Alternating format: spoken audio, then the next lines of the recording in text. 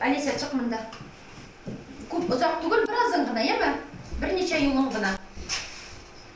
Ертеңгі таң нұрынан ояндыр. Муса Джалиль, Габдулла Тукай, Роберт Минулин, стихи татарских классиков, ученики школы номер 52 в городе Тюмени свободно читают и в оригинале, и на русском языке. Татарский язык и литературу восьмиклассники изучают 2 раза в неделю. Совершенствовать знания помогают современные технологии, методики и новейшие учебники из Татарстана.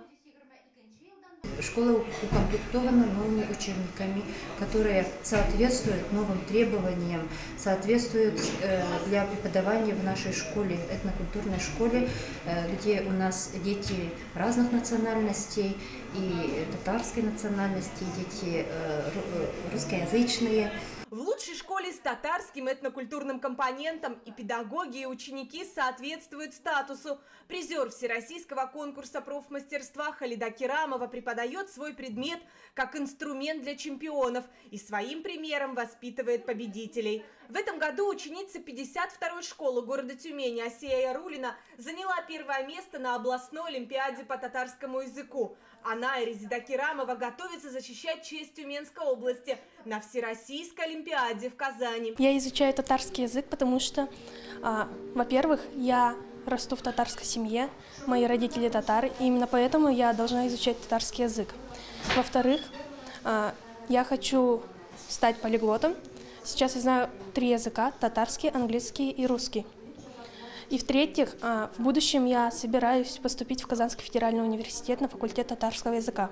Уроки татарского языка я люблю за то, что они дают мне возможность поучаствовать в различных конкурсах, в олимпиадах различных, и мне интересна история татар, их традиции, их обычаи.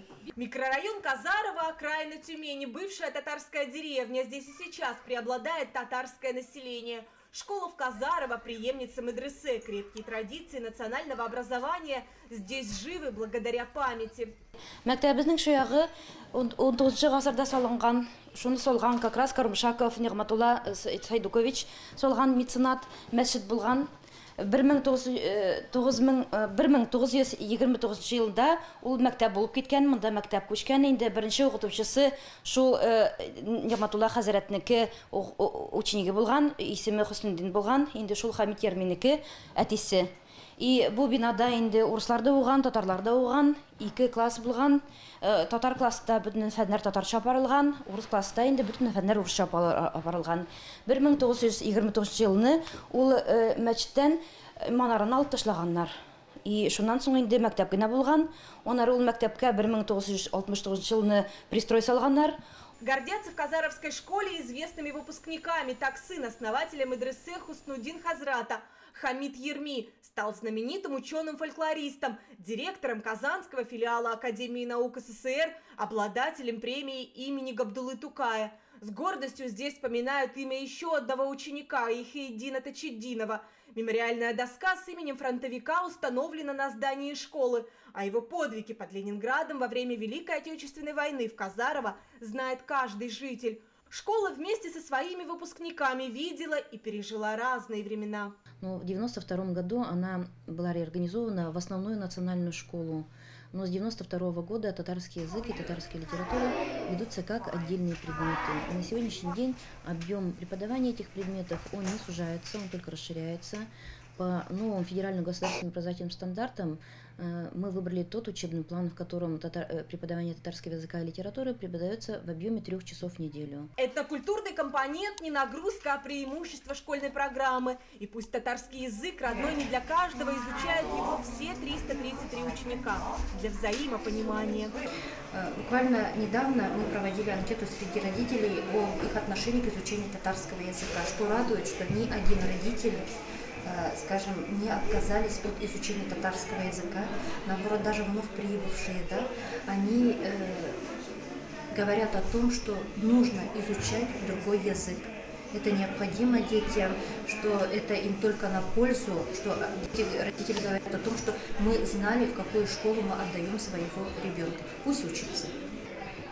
все равно ребенок развивается и интеллектуально развивается, если знает много языков.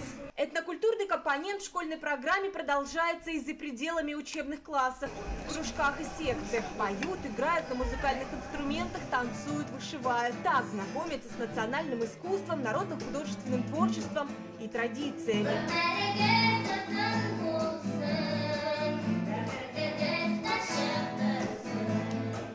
Сейчас в секциях «Горячая пора» подготовка к национальному конкурсу детских талантов. Кабинеты по необходимости превращаются в репетиционные залы. В наследство от медресе школе остались не только вековые традиции национального образования, но и здание, теперь уже ветхое. И если для нужд учебного процесса школа на бюджетные деньги может приобрести все необходимое, то вопрос с помещением назло бедня. Попечители школы Нурдин Ибрагимов, Александр Паули и Сергей Шеригов несколько лет назад построили дополнительное помещение, но необходимость в новом здании сохранилась. Қазіргі күнде біздің мектебімізге яңа бина кирәк. Балар саны күбәя, тыгыз гына була башлады, 2 смена укыйбыз. И специализированный кабинетлар кирәк инде. Әти-әниләре балаларын безгә бирәсе килә. Но күп балаларны алмыйбыз инде, шәһәрнең мәктәпләргә җибәрәбез. Балаларыбыз санпинар нарушать итмәйбез өчен балалар саны классларда бик күп түгел.